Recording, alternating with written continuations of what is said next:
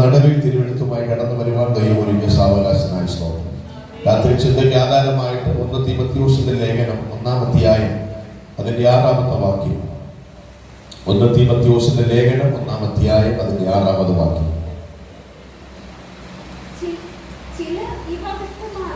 ചിലർ ഇവ വിട്ടുമാറി വൃഥാവാദത്തിലേക്ക് തിരിയുന്നു. അനുഗ്രഹീതമായ ഒരു വേദഭാഗമാണ്.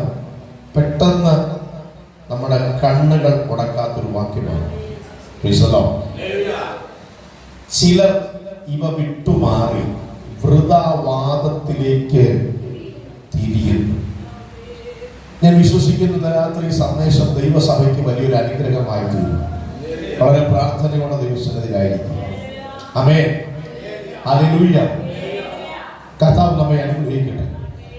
അപ്പോസ്തലനായ പൗലോസിന്റെ 14 ലേഖനങ്ങളും ജനം ക്രിസ്തുവിൽ തികഞ്ഞവരാകണം, ജനം ക്രിസ്തുവിന്റെ നിറവോളം എത്തണം, ജനം ക്രിസ്തുവിന്റെ തലയോളം വളരണം. ഈ 3 ലക്ഷ്യത്തോടു കൂടെയാണ് പൗലോസ് 14 ലേഖനങ്ങൾ എഴുതിയിരിക്കുന്നത്. വിശ്വലോ, 1, ക്രിസ്തുവിന്റെ നിറവോളം നാം നിറഞ്ഞു വരണം. 2, ക്രിസ്തുവിന്റെ തലയോളം. വിശ്വലോ, കാരണം ആ ഒരു തലത്തിലേക്ക് എത്തുന്നതാണ് നമ്മുടെ ആത്മീയ പൂർണ്ണത എന്ന് പറയുന്നത്. കേവലം ഒരു കയ്യടി കൊണ്ടോ ഭാഷ പറഞ്ഞത് കൊണ്ടോ നമ്മൾ ആത്മീയത്തിന്റെ നിറവിൽ എത്തിയിട്ടില്ല. വിശ്വലോ, ഈ 3 തട്ടകത്തിലേക്ക് നമ്മൾ ആത്മീയമായി വളർന്നു വരുന്നതാണ് ആത്മീയതയുടെ പൂർണ്ണത. വിശ്വലോ, അതിന് നമ്മളെ ആ ഒരു നിലവാരത്തിലേക്ക് നമ്മെ എത്തിക്കുന്നതാണ് ദൈവവചന ശുശ്രൂഷ. കാരണം ദൈവം നമ്മുടെ ബന്ധനം അഴിച്ചിട്ടാണ് നമ്മളെ ദൈവസഭയ്ക്കകത്ത് കൊണ്ടുവന്നത്. മനസ്സിലാകുന്നവർക്കായി സ്തോത്രം ചെയ്യുന്നു. ഹല്ലേലൂയ. ശ്രദ്ധിച്ച് കേട്ടോണം. പിശാചിന്റെ പിടിയിൽ കിടന്ന നമ്മെ ദൈവം വിടുവിച്ച് ആമേശ്വത്രം രക്ഷാനിർണയത്തിലൂടെ നമ്മെ രക്ഷിച്ച് അവൻ ദൈവസഭയ്ക്കകത്ത് കൊണ്ടുവന്നു. സ്വതന്ത്രം നമുക്ക് ദൈവം തന്ന വിടുതൽ വലുതാണ്. യോഹന്നാന്റെ സുവിശേഷം 8:44 വാക്യമുണ്ട്. നിങ്ങൾ പിശാചെന്ന പിതാവിന്റെ മക്കൾ, സ്വതന്ത്രം അനുസരണം കെട്ട മക്കൾ, ഈ ലോകത്തിന്റെ കാലഗതിക്കൊത്തവണ്ണം നടന്നവർ. ഇങ്ങനെ നമ്മുടെ മുൻകാലം എന്ന് പറയുന്നത് അന്ധകാരത്തിനകത്തായിരുന്നു. അവിടെ നിന്നും ദൈവം നമ്മെ വിടുവിച്ച് നമ്മളെ വിശുദ്ധന്മാരാക്കി. അതുകൊണ്ടാണ് എഫേസ്യർ പറയുന്നത്, സ്വതന്ത്രം നിങ്ങളെ വിശുദ്ധന്മാരും നിഷ്കളങ്കന്മാരും ആക്കിയിരിക്കുന്നു. അവിടെ ദൈവം നമ്മളെ വിടുവിച്ചു. പിശാചിന്റെ കയ്യിൽ നിന്നും ദൈവം നമ്മെ വിടുവിച്ചു. ആമേ സ്വതന്ത്രം ദൈവം നമുക്ക് ആത്മാവിനെ തന്നു, പരിശുദ്ധാത്മാവിനെ തന്നു. സ്വതന്ത്രം ഇപ്പൊ നാം ദൈവസഭയ്ക്കകത്ത. ഇനി നമ്മൾ കേൾക്കുന്ന വചനങ്ങൾ എന്തിനാണെന്നറിയാമോ? നമ്മൾ ക്രിസ്തുവിന്റെ നിറവോളം, ക്രിസ്തുവിന്റെ തലയോളം. ആമേൻ, ആമേൻ. സ്വതന്ത്രം ഈ ലെവലിലേക്ക് വരാനാണ് ദൈവദാസന്മാരെ അയച്ച് ശ്രേഷ്ഠകരമായ ദൈവവചനത്തിന്റെ ആഴങ്ങൾ പോരിൽ തിരിച്ച് നമുക്ക് തരുന്നത്. പക്ഷെ ഇന്ന് നമ്മൾ പ്രാർത്ഥിക്കുന്ന ഒരു പ്രാർത്ഥനയുണ്ട്. കർത്താവേ, പിശാചിന്റെ കയ്യിൽ നിന്ന് ഞങ്ങളെ വിടുവിക്കണം. സ്വതന്ത്രം ഞാൻ ഒരു വാക്യം കൂടെ നിങ്ങൾക്ക് തരുമ്പോൾ ചിലരുടെ മുഖത്തൊരു ഭാവമാറ്റം ഉണ്ടാകും. 2 തീമോഥെയോസ് 4:18 ഒന്ന് വായിച്ചേ. 2 തീമോഥെയോസ് 4:18. കർത്താവ് എന്നെ സകല ദുഷ്പ്രവൃത്തിയിൽ നിന്നും വിടുവിച്ചു. അതെ,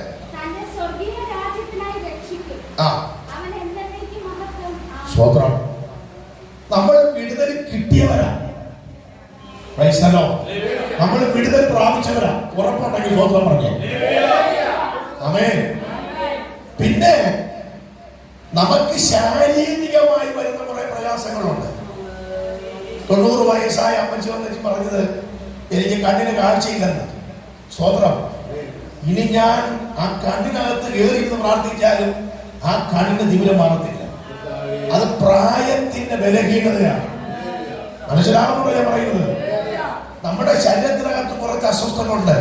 പ്രായമാകും തോറും നമുക്ക് കാലുവേദന ഉണ്ടാകും, നടുവേദന ഉണ്ടാകും, കഴുത്തുവേദന ഉണ്ടാകും, പല്ല് പൊഴിയും, നാക്കു കുഴയും, കണ്ണിന്റെ കാഴ്ച കുറയും, ചെവിയുടെ കേൾവി കുറയും. അത് പ്രായത്തിന്റെ വിലകീടതയാ.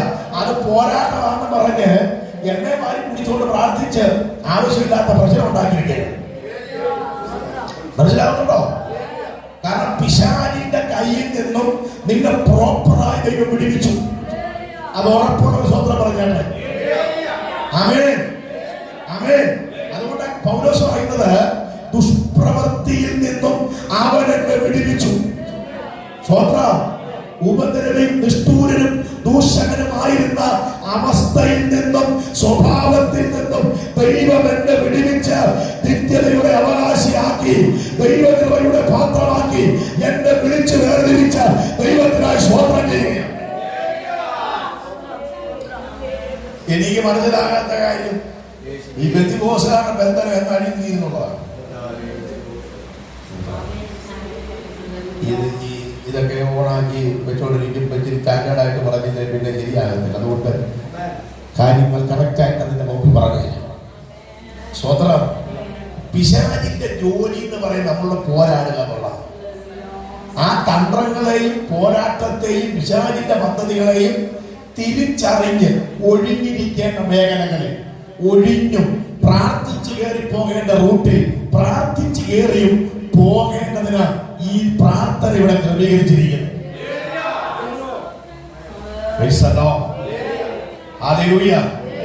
നന്ദിയോടെ കർത്താവ് സ്വന്തം എന്നോട് ദൈവാസനം കഴിഞ്ഞ ദിവസങ്ങളൊക്കെ രോഗിയായിട്ട് കിടക്കുക.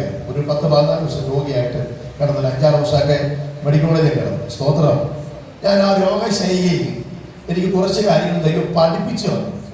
കുറച്ച് പ്രാർത്ഥനയിൽ ബലപ്പെട്ടു. സ്തോത്രം. എന്നോടൊരു കർത്തൃവാസം, ഞാൻ 14 ദിവസം വരെ ഗ്ലാസ് വെള്ളം പോലും ഇറക്കാൻ വയ്യാതെ ഭയങ്കര അസ്വസ്ഥനായിട്ട് കട്ടിലെ കിടക്കുക. ഭയങ്കരമായൊരു അവസ്ഥയായിരുന്നു. അപ്പം ഒത്തിരി തിരുവാസന്മാർ പ്രാർത്ഥിക്കാമെന്ന് ഫോൺ വിളിച്ചു പ്രാർത്ഥിച്ചു. ദൈവം പ്രാർത്ഥിക്കുന്നു. ഞാൻ ആ അവസ്ഥയില്, കാരണം കുറേ വിഷയങ്ങൾ ആ ദിവസങ്ങളുണ്ട്. സ്തോത്രം. കാരണം ഞാൻ ഫുൾ ടൈം കർത്താവിന്റെ വരുന്ന ദൈവദാസനാണ്. അപ്പൊ ഒരുപാട് കാര്യങ്ങൾ ക്രമീകരിക്കാനുണ്ട്. അപ്പൊ ആ സമയത്തൊക്കെ മീറ്റിങ്ങുകൾ ഉണ്ടായിരുന്നു, എല്ലാം ക്യാൻസലായി. ഞാൻ കിടക്കയിൽ തന്നെ കിടക്കുകയാണ്. സ്തോത്രം. ബാത്റൂമിൽ പോണതും എന്നെ പിടിച്ചുകൊണ്ടാണ് കൊണ്ടുപോണത്. ഈ സമയത്ത് ഒരു കർത്തവാസം വന്നിട്ട് പറഞ്ഞു, പക്ഷേ അപ്പം എന്നോടൊരു വിഷമം തോന്നരുത്, ഒരു മരണ സ്റ്റേജാണ് കാണുന്നത്. ഞാൻ പതുക്കെ കഴുത്ത് തിരിക്കാൻ പറ്റത്തില്ല, കണ്ണിങ്ങനെ തിരിച്ചു നോക്കി. സ്തോത്രം. ആ നോട്ടത്തിനകത്ത് പുള്ളി പറഞ്ഞു, പക്ഷേ ഞാൻ പിന്നെ വരാം. മനസ്സിലാകുന്നുണ്ടോ? 14 ദിവസം വരെ ആഹാരം കഴിക്കാൻ വയ്യ, വെള്ളം കുടിക്കാൻ വയ്യ. എന്റെ കുഞ്ഞുങ്ങൾക്ക് പോലും ആ കിടപ്പ് കണ്ടിട്ട് അവർ അസ്വസ്ഥരായിരിക്കുമ്പം അങ്ങനെ ഉണ്ട് എന്റെ ചെവി പറഞ്ഞ പോലെ. അവിടെ കൂടെ നിൽക്കുന്ന കുറെ ആൾക്കാര് ഒക്കെ നിൽക്കും പറയാൻ ഒരു മരണത്തിന്റെ സ്റ്റേജിലാക്കി. എന്തായാലും ഞാൻ ചാകുമെന്ന് എനിക്കറിയാം. ചിരഞ്ജീവനായിട്ടിരിക്കത്തില്ല. എന്തായാലും ഒരു ദിവസം നമ്മൾ കുടിക്കാത്താകും. മനസ്സിലാകുന്നുണ്ടോ? സ്വതന്ത്രം പറഞ്ഞാട്ടെ. ആമേൻ. ഞാൻ അദ്ദേഹത്തോട് ചോദിച്ച് എന്നാ ചെയ്യണം? പ്രാർത്ഥന വെക്കണം. പ്രാർത്ഥിച്ച് കെട്ടുകൊണ്ട് ഞാൻ ചോദിച്ച്, ഇപ്പൊ പ്രാർത്ഥിച്ച് കെട്ടുകൊണ്ടിച്ച് എനിക്ക് ചാകത്തില്ല. മനസ്സിലാവുന്നുണ്ടോ? ഇപ്പൊ നിങ്ങൾ എനിക്ക് വേണ്ടി പ്രാർത്ഥിച്ച് മരണക്കെട്ട് അടിച്ചാൽ പിന്നെ എനിക്ക് മരണം ഉണ്ടാകത്തില്ലേ? അല്ല, അതുണ്ടാവും. ഞാൻ പറഞ്ഞു, ഇത് സൈഡ് എഫക്റ്റ് കൊണ്ട് വന്ന നീരാണ്. ഇത് 2 ദിവസം കഴിയും വന്ന മാറും. സ്വന്തം പറഞ്ഞാണ്. മനസ്സിലാവുന്നുണ്ടോ ഞാൻ പറയുന്നത്? നമ്മുടെ അവസ്ഥകളെ ചൂഷണം ചെയ്യുന്ന പിശാചിന്റെ നിലപാടുകൾ അറിയണം. സ്വോത്രം. അതിന്റെ ആളെ നിങ്ങൾ ഗ്രഹിച്ചതായി സ്വോത്രം ചെയ്യുന്നു. ഹല്ലേലൂയ. ഞാനത് പറയുമ്പോൾ കഴിഞ്ഞ ദിവസം ഞാൻ ലൈവായിട്ട് കണ്ടൊരു സാധനം പറയാം. എന്റെ ചർച്ചിലാണ് ഒരു ദിവസം പറഞ്ഞ്, സിസ്റ്റർ നിങ്ങൾക്ക് നടുവേദന ഉണ്ടോ? ഭാഷയല്ലോ. ആ ബന്ധനമാണ് പറഞ്ഞു. ഇത്ര പറഞ്ഞ് പുള്ളി ശുശ്രൂഷിച്ചു. കുറെ പേര് ദൂതൊക്കെ പറഞ്ഞ് മീറ്റിംഗ് എല്ലാം കഴിഞ്ഞ് പുള്ളി പുറത്തേക്ക് ഇറങ്ങാൻ നേരത്തെ ഈ സിസ്റ്റർ പുറത്തേക്കാണ്. സിസ്റ്റർ കുറച്ച് പ്രായമാണ്, പുറത്തേക്കാണ്. പാസ് പറഞ്ഞ്, സിസ്റ്ററെ കണ്ടല്ലോ, നടുവിന് കെട്ടാണ്. അപ്പൊ പുള്ളിക്കാരത്ത് പറയുക, പിന്നെ 5 വെറ്റാൽ പിന്നെ നടുവേന ഉണ്ടാകത്തില്ല. മനസ്സിലാകുന്നവർക്കായി ഗോത്രം ചെയ്യും. ഞാൻ ഇവിടുന്ന് വന്നേ, ഞാൻ ഇവിടുന്ന് വന്നേ, 5 വെറ്റാതെ പിന്നെ നടുവേന ഉണ്ടാകാതിരിക്കുന്നു. നമ്മളാണ് പറയാം, എന്നാ പാസ് അടുത്ത ആഴ്ച വീട്ടോട്ട് വാ, ഇച്ചിരി ഞാൻ എണ്ണ മേടിച്ച് വയ്ക്കാൻ പ്രാർത്ഥിച്ചാൽ അതൊക്കെ തേച്ച് സ്വോത്രം. 5 എണ്ണത്തെ പ്രസവിച്ച് വെക്കിട്ടവർക്ക് പിന്നെ നടുവിനുണ്ടാകുന്നു. സ്വോത്രം.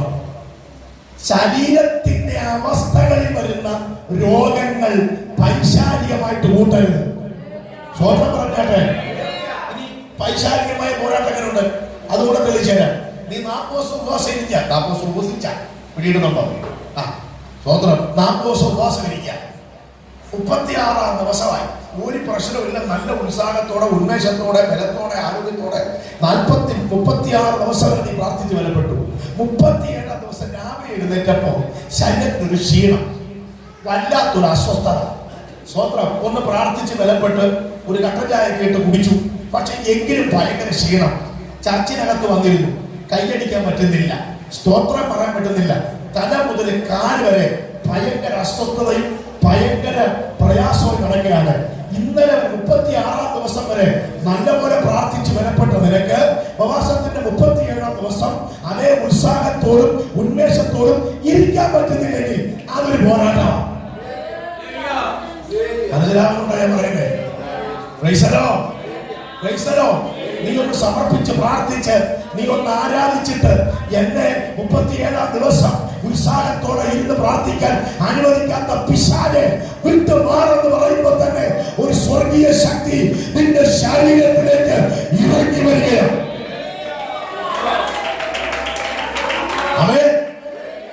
മനസ്സിലാവുന്നുണ്ടോ? ഇത് തിരിച്ചറിയുന്നതാണ് ആത്മീയ വളർച്ച. പോരാട്ടമായിട്ടും രോഗമായിട്ട് കാണാൻ കഴിയുന്നതാണ് ആത്മീയ വളർച്ച. നമ്മളെല്ലാത്തിനും ഒറ്റ കാറ്റഗറി കൊണ്ട് വെച്ചിരിക്കുകയാണ്. ഇന്നാലും കുടിച്ചാലും ഉടുത്താലും കിടന്നാലും എല്ലാം പിശാചിന്റെ മഹത്വമാണ്. സത്യം ഞാൻ പറയാം, പിശാചില്ലായിരുന്നെങ്കിൽ നമ്മൾ എന്തോ ചെയ്തായിരുന്നു? ആര് ശാസിക്കും? നിങ്ങൾ പറ. പല ഉപദേശിമാരും ജീവിച്ചു പോകുന്നത് സാത്താൻ ഉള്ളതുകൊണ്ടാണ്. പണി പറഞ്ഞല്ലേ? മനസ്സിലാകുന്നുണ്ടോ? ഈ ചെമ്പൂരിന്റെ വീട്ടിൽ ഞാൻ പ്രാർത്ഥിക്കാൻ പറഞ്ഞു. വേറെ നിവാസനാണ് പ്രാർത്ഥിക്കാൻ പറഞ്ഞത്. ഞങ്ങള് കൈയടിക്കാൻ കൂടെ വന്നതാണ്. അപ്പൊ എന്നോട് പറഞ്ഞു, വിരുമ്പാസ ഫ്രീ ആണ്, വരണം, ഒരു സഹോദരിക്ക് പോരാട്ടം ഉണ്ടെന്ന് പ്രാർത്ഥിക്കണം. അവരോട് പറഞ്ഞു, വാ കൈയടിച്ചൊന്ന് ബലപ്പെടുത്തി, എന്നെ ഒന്ന് ബലപ്പെടുത്തിയാൽ അതിന്റെ എന്തെങ്കിലും ക്രമീകരിക്കാൻ പറഞ്ഞു. ഞങ്ങൾ 2 പേരാ. പുള്ളി എന്റെ സ്റ്റേജാണ്, വയസ്സ് കൂട്ടത്തിൽ പ്രായമൊരു മാസമുണ്ട്. എന്നാലും ദൈവകൃപയായ പ്രാർത്ഥന തുടങ്ങി അരമണിക്കൂറായിട്ട് സഹോദരിക്ക് പിശാചാണ്. സഹോദരി പറയുമ്പോൾ ഒരു 60 വയസ്സ് പ്രായമുണ്ട്. പിശാചങ്ങ് ഇളകി തുള്ളാൻ തുടങ്ങി. ഞങ്ങൾ 3 പേര് ചാടി എഴുന്നേറ്റു, പിടിച്ച് ഫ്രണ്ടിൽ കൊണ്ട് നിർത്തി. മെയിൻ ശുശ്രൂഷകന്റെ അവസ്ഥ, പുള്ളിയാണ് തല പിടിച്ചിരിക്കുന്നത്. ഞങ്ങൾ അപ്പുറം ഇപ്പുറം നിൽക്കുകയാണ്. ഞങ്ങൾ പിന്നെ കർത്താവിന്റെ ദാസനെ ശക്തിപ്പെടുത്തും, ഭൂതം ബലഹീനപ്പെടണം. സ്തോത്രം. പ്രാർത്ഥിക്കുകയാണ്. അപ്പോൾ പുള്ളിക്കാരൻ പറഞ്ഞു, ഈ ശരീരത്തിൽ നിന്ന് മാറിപ്പോകണം, ഈ ശരീരം വിട്ടുപോകണം, ഈ ശരീരം വിട്ടുപോകണം, ഈ ശരീരം വിട്ട് ഇപ്പൊ നീ പുറത്തു പോകണം, ഇവരുടെ കുടുംബം വിട്ട്, ശരീരം വിട്ട്, ദേശം വിട്ടു പോകണം എന്ന് പറഞ്ഞപ്പോൾ കൂടെ എന്ന പ്രായമുള്ള പാസ്റ്ററിനെ, ഈ രാജ്യം വിട്ട് നീ പോകണം. ഞാൻ കേട്ട് നിങ്ങൾ വിശേഷിക്ക് എടുത്ത് കൊടുത്തിരിക്കുന്നു ഈ രാജ്യം വിട്ട് പോകാനായിട്ട്. ഇവിടെ ആദ്യം ശരീരം വിട്ടു പോട്ടെ.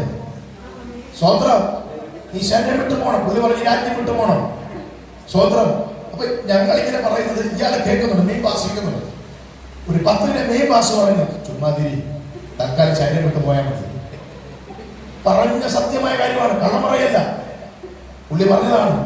ഞങ്ങൾ 2 പേരും പറഞ്ഞു, ഈ ശരീരം വിട്ട്, ഭവനം വിട്ട്, ദേശം വിട്ടു പോകണം എന്ന് പറഞ്ഞപ്പോഴാണ് മറ്റേ മെയിൻ ഭാഷ പറയുന്നത്, വേണ്ട, ശരീരം വിട്ടു പോയാൽ മതി. കാരണം ഇത് പിന്നെ വന്നാലേ നമുക്ക് അരി വാങ്ങിക്കാൻ പറ്റുന്ന വകുപ്പുണ്ടാകും. നിങ്ങൾ എന്നെ അയ്യെന്ന് വെക്കുന്നത്, നിങ്ങളൊക്കെ ഉപദേശിമാരെ ചീത്തയാക്കുന്നത്. സ്വോത്രം. സ്വോത്രം. ഹല്ലേലൂയ. ഞാൻ ചോദിക്കട്ടെ, പിശാചിന്റെ കയ്യിൽ നമ്മളെ വിടുവിച്ചു, അവന്റെ രക്തത്താൽ ശുദ്ധീകരിച്ചു, അവന്റെ കൽപ്പനയാകുന്ന സ്നാനം സ്വീകരിച്ചു, അവന്റെ ആത്മാവിന്റെ നിറവിനകത്ത് വന്നു. വിശുദ്ധന്മാർക്ക് ദൈവം കൊടുത്തിരിക്കുന്ന കർത്തൃമേശ പങ്കിട്ട് അത് ഭക്ഷിച്ച് വിശുദ്ധിയിലും നീതിയിലും ജീവിക്കുന്ന നിന്റെ അകത്ത് പിന്നെ അങ്ങനെ പിശാചി കയറുന്നു. സ്വോത്രം. ഹല്ലേലൂയ. നന്ദിയോടെ കർത്താവ്. ഇതെങ്ങനെ നിന്റെ അകത്ത് കയറുന്നത്? ഇതിന്റെ ജയമെടുക്കാനും ഇതിന്റെ തന്ത്രങ്ങളെ ജയിക്കാനും നിന്നിൽ വ്യാപരിക്കുന്ന ദൈവകൃപയ്ക്കൊത്തവണ്ണം ജീവിച്ചു മുന്നേറാനും ദൈവം ആഗ്രഹിക്കുന്ന വിശുദ്ധ ജീവിതത്തിനൊത്തവണ്ണം ജീവിക്കേണ്ടതിനാണ് ദൈവത്തിന്റെ വചനത്തിന്റെ ആഴങ്ങൾ നിനക്ക് പൊരുൾ തിരിച്ചു തരുന്നത്. ഒരാമേ പറഞ്ഞോട്ടെ. ഹല്ലേലൂയ.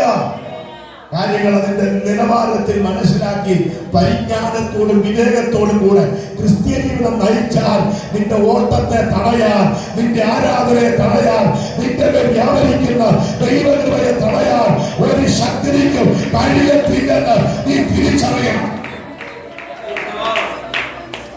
സ്വതന്ത്രം. ബലവാനായ ദൈവത്തെയാണ് നീ ആരാധിക്കുന്നത്. നിന്നെ ബലപ്പെടുത്തുന്ന ദൈവത്തെയാണ് ആരാധിക്കുന്നത്. ചിലർ ഇവ വിട്ടുമാറി വൃഥാവാദത്തിലേക്ക് തിരിഞ്ഞിരിക്കുന്നു. ഞാൻ ആ വാക്യത്തിന്റെ പൊല്ലൊന്ന് തിരിക്കാം. ദൈവം നമ്മെ കൃപയ്ക്കൊത്തവൻ. ചിലർ ഇവ വിട്ടുമാറി. ഒന്ന് രണ്ട് വാക്യം കൂടെ ചേർന്ന് വായിക്കണം. 1-ാം അധ്യായത്തിന്റെ 19-ാമത്തെ വാക്യം. ചിലർ നല്ല മനസാക്ഷി തള്ളിക്കളഞ്ഞു. 5:15 വായിച്ചേ. 5-ാം അധ്യായം 15-ാം വാക്യം. ഇപ്പോൾ തന്നെ ചിലർ സാത്താന്റെ പിന്നാലെ പോയല്ലോ. 6:10. 6-ാം അധ്യായം 10-ാം വാക്യം.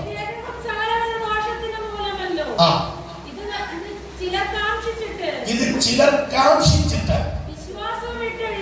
6:21 കൂടെ വായിച്ചു. ആ ജ്ഞാനം ചിലർ. ഈ വായിച്ച വാക്യത്തിനകത്തെല്ലാം ഒരു വാക്ക് കിടപ്പുണ്ട്. ചിലർ, ചിലർ, ചിലർ. ഒരാമേ പറഞ്ഞേട്ടെ. ചിലർ പിശാചിന്റെ പുറകെ പോയി. അതിന്റെ കാരണമാണ് നമ്മൾ മുമ്പ് വായിച്ച സകല വാക്യം. Praise the lord. ഹല്ലേലൂയ. അപ്പോസ്തലനായ പൗലോസ് എഫെസോസ് സഭയുടെ ശുശ്രൂഷകനായിട്ട് തിമോത്തിയോസിനെ അപ്പോയിന്റ്മെന്റ് ചെയ്യുകയാണ്. അതാണ് 1-ാം അധ്യായത്തിന്റെ 3-ാമത്തെ വാക്യം. വായിച്ചേ. 4-ാമത്തെ വാക്യം. 4-ാമത്തെ വാക്യം. നീ എഫെസോസിൽ താമസിക്കണമെന്നും അപ്പൊല്ലോസ് ഇരുന്ന സഭ പിന്നീട് പൗലോസിനാൽ അതിന് വിശാലത വരുത്തി. പിന്നീട് പൗലോസിന് ശേഷം പൗലോസിന്റെ കയ്യാൽ ശുശ്രൂഷയിൽ വന്ന തിമോത്തിയോസിനെ ആ പട്ടണത്തിലെ ദൈവസഭയുടെ വേല ഏൽപ്പിക്കുകയാണ്. വേല ഏൽപ്പിക്കുന്ന കൂട്ടത്തിൽ പൗലോസ് ചില കാര്യങ്ങൾ അവിടെ ചെയ്യേണ്ടത് തിമോത്തിയോസിന് കൊടുക്കുന്ന ചില ഉപദേശങ്ങളാണ് 1-ാമത്തെ ലേഖനത്തിനകത്ത് പറയപ്പെട്ടിരിക്കുന്ന ചില കാര്യങ്ങൾ. സ്തോത്രം. അതിനകത്ത് പൗലോസ് പറയാണ്, ചിലർ ഇവ വിട്ടുമാറി വൃഥാവാദത്തിലേക്ക് തിരിഞ്ഞിരിക്കുന്നു. ആ ചിലർ ഏത് റൂട്ടിലാണ് പോയതാണ് ഞാൻ ആദ്യമേ നിങ്ങൾക്ക് 3-ാം വാക്യം തന്നത്. ചിലർ ഇവ വിട്ടുമാറി എന്ന് പറയുന്നത് വിശ്വാസ കപ്പൽ തകർന്നു പോയവർ, പിന്നെ ദൈവ്യാഗ്രഹത്തിന് പുറകെ പോയവർ, പിശാചിന്റെ പുറകെ പോയവർ, ലോകജ്ഞാനത്തിന്റെ പുറകെ പോയവർ. കരമുയർത്തി ആമേൻ പറഞ്ഞാട്ടെ. ആമേൻ. എന്ത് പ്രയാസം വന്നാലും നീ ദൈവത്തെ വിട്ടു പോകരുത്. എത്ര വലിയ പ്രശ്നങ്ങൾ വന്നാലും, എത്ര വലിയ പോരാട്ടങ്ങൾ വന്നാലും, എത്ര വലിയ പ്രതികൂലങ്ങൾ വന്നാലും, എത്ര വലിയ പ്രതിസന്ധി വന്നാലും നീ ദൈവത്തെ വിട്ടു പോകരുത്. കാരണം നിന്നെ വിളിച്ച ദൈവം വിശ്വസ്തനാണ്. നിന്നെ വിളിച്ചിറക്കിയ ദൈവം നിന്റെ വഴിയിൽ കൈവിടുന്നവനല്ല.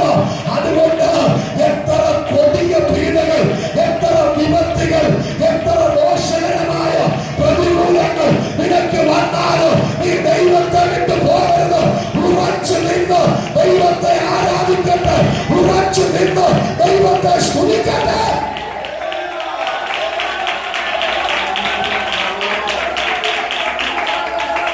ആമേൻ. അതുകൊണ്ടാണ് ഉറപ്പുള്ളവരായി, ഉറപ്പും ധൈര്യമുള്ളവരായി യഹോവയെ സേവിക്കണം. കരമുയർത്തി ആമേൻ പറഞ്ഞാട്ടെ. വാക്യത്തിനകത്തോട്ട് ഇറങ്ങാം. ഹല്ലേലൂയ. ചിലർ ഇവ വിട്ടുമാറി. എന്താണ് അവർ വിട്ടുമാറിയത്? അതിന്റെ 5-ാമത്തെ വാക്യം വായിച്ചു.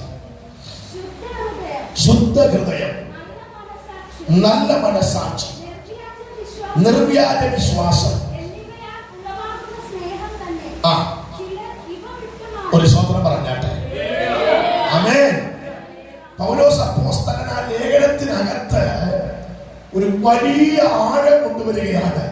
ചിലർ ഇവ വിട്ടുമാറി എന്ന് പറഞ്ഞിട്ട് എന്താണ് വിട്ടുമാറിയത്? 1, ശുദ്ധ ഹൃദയം നഷ്ടപ്പെട്ടവർ. 2, നല്ല മനസാക്ഷി നഷ്ടപ്പെട്ടവർ. 3, നിർവ്യാജ വിശ്വാസം നഷ്ടപ്പെട്ടവർ. 4, എന്നിവയാൽ ഉളവാകുന്ന തികവാർന്ന ദൈവസ്നേഹം നഷ്ടമായി പോയവർ കരമുയർത്തി അമ്മ പറഞ്ഞാട്ടെ. സ്വത്രം. പിശാച് നമ്മളോട് പോരാടുന്നത് എന്തിനാണെന്നറിയാമോ? എന്തിനാ? ഈ സംഗതികളോട്. സ്വത്രം. ദൈവത്താൽ നിനക്ക് ലഭിച്ച ഒരു ശുദ്ധ ഹൃദയമുണ്ട്. ദൈവത്തിന്റെ വചനത്താൽ നിനക്ക് ലഭിച്ച നല്ലൊരു മനസാക്ഷിയുണ്ട്. ദൈവത്തിന്റെ വചനത്താൽ നിനക്ക് ലഭിച്ച ഒരു വിശ്വാസമുണ്ട്. ഈ 3 കാര്യങ്ങളാൽ നിനക്ക് ലഭിച്ചൊരു ദൈവസ്നേഹമുണ്ട്. ഈ 4 കാര്യങ്ങളിൽ നിന്നും നിന്നെ പുറത്താക്കേണ്ടതിന്, ഈ 4 ദൈവിക സ്വഭാവത്തിൽ നിന്നും നിന്നെ തള്ളേണ്ടതിന്, നിനക്കെതിരെ അസാധാരണമായ നിലകളിൽ വെല്ലുവിളിക്കുന്ന പിശാചിന്റെ തന്ത്രങ്ങളെ ദൈവസഭ തിരിച്ചറിയും. ആമേൻ, ആമേൻ. ദൈവമക്കളെ, നമ്മളോട് പിശാച് പോരാടുന്നത് നമ്മുടെ അകത്ത് ലഭിച്ചുകൊണ്ടിരിക്കുന്ന ദൈവിക നന്മകളോടാണ്. മനസ്സിലാകുന്നുണ്ടോ? ഇല്ല, നിന്റെ തെങ്ങിനോടും ആരോടും വിചാരം പോരാട്ടം. സ്വത്രം. നിന്റെ വീടിനോട് വിചാരം പോരാട്ടം. നമ്മൾ കിടക്കുന്ന ആ വാക്യത്തിനകത്താ. ഏതാണെന്നറിയാമോ?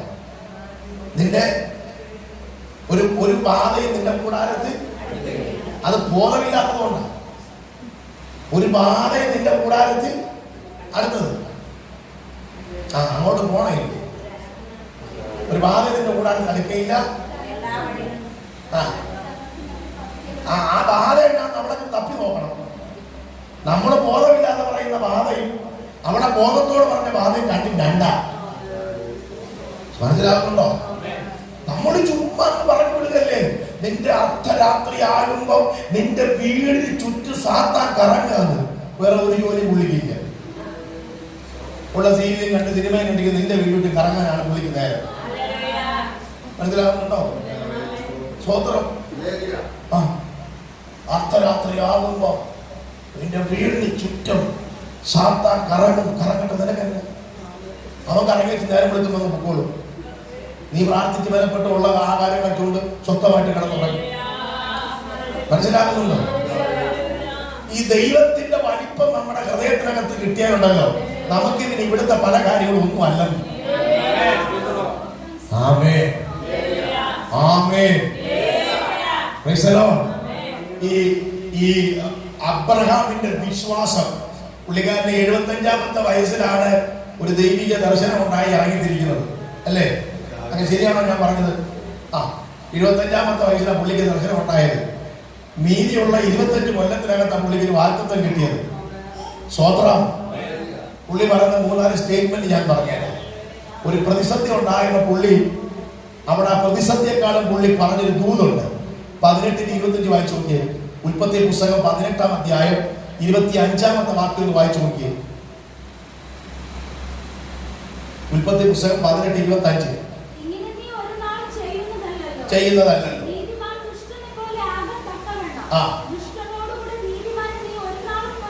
കൊല്ലുകയില്ല. ആ വാക്യം ശ്രദ്ധിച്ച്. സർവഭൂമിക്കും ന്യായാധിപതിയായവൻ. അബ്രഹാമിന്റെ വിശ്വാസം അതാണ്.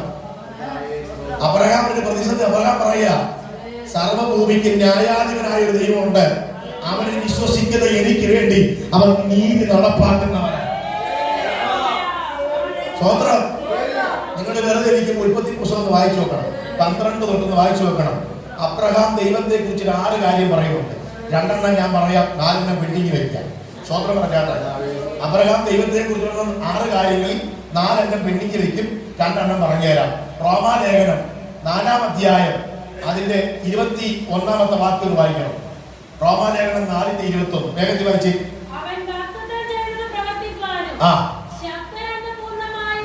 ഒന്നേക്ക് അവൻ വാഗ്ദത്തം ചെയ്തത് പ്രവർത്തിപ്പാൻ ശക്തനെന്ന് ഉറച്ചു. കണ്ടോ?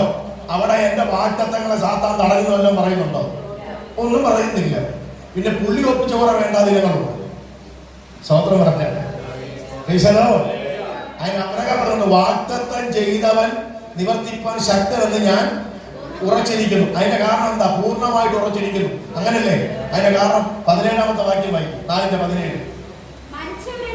അബ്രഹാം പറയാ, ഞാൻ ഉറച്ചിരിക്കുന്ന ദൈവം ആരാണെന്ന് അറിയാമോ? മരിച്ചവരെ ജീവിപ്പിക്കുന്നവനും ഇല്ലാത്തതിനെ ഉള്ളതുപോലെ. ഓ, പെന്തിക്കോസ്തുകാർക്ക് ഈ വെളിപ്പാട് കിട്ടാത്ത കാര്യമില്ല. സ്വത്രം. അബ്രഹാം എന്ന് പറയുന്ന മനുഷ്യൻ താൻ 75-ാമത്തെ വയസ്സിൽ മെസൊപ്പൊത്താമിയ വിട്ടിറങ്ങുമ്പോ ദൈവത്തെ കുറിച്ച് ദൈവം സർവശക്തനാണെന്ന നിലയിൽ 6 വെളിപ്പാടുകളാണ് പുള്ളി കണ്ടത്. സ്വത്രം. അതുകൊണ്ടാണ് ചെന്നെടുത്തൊക്കെയും പരാജയപ്പെടാതെ വാഗ്ദത്തങ്ങളെ കൈക്കകത്ത് മേടിച്ചത്. പിശാചല്ല വലുത്, ലോകമല്ല വലുത്. നിന്നെ വിളിച്ചിറക്കിയ ദൈവത്തിന്റെ വലിപ്പം നീ തിരിച്ചറിഞ്ഞാൽ ഇന്ന് നിന്നോട് പോരാടുന്ന സകല പ്രശ്നങ്ങളും സകല പ്രതിസന്ധികളും ഒന്നുമില്ല. അവയുടെ മീതെ എന്നെ മടക്കുവാൻ കഴിയുന്ന ഒരു ദൈവമുണ്ടെന്ന് നീ തിരിച്ചറിയട്ടെ.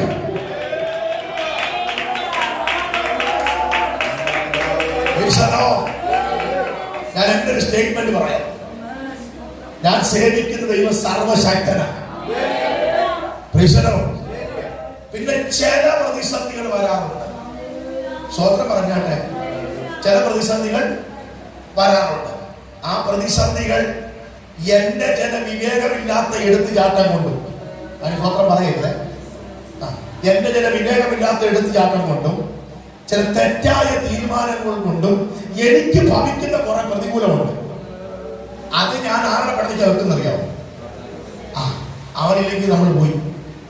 നമ്മൾ ചെയ്യുന്ന കുറ്റം ഏറ്റെടുക്കാൻ ഒരുത്തം വേണോ? സ്വത്രം. മനസ്സിലാകുന്നുണ്ടോ?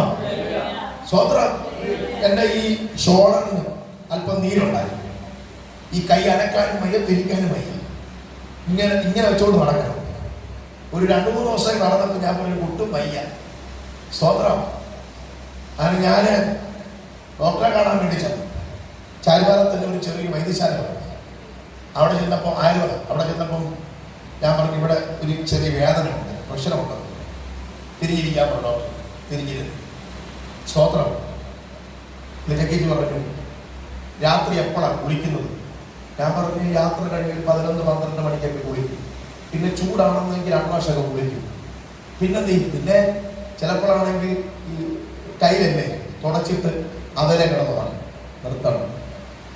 അതിനാലാണ് നീര് വന്നത്. മനസ്സിലാവുന്നുണ്ടോ?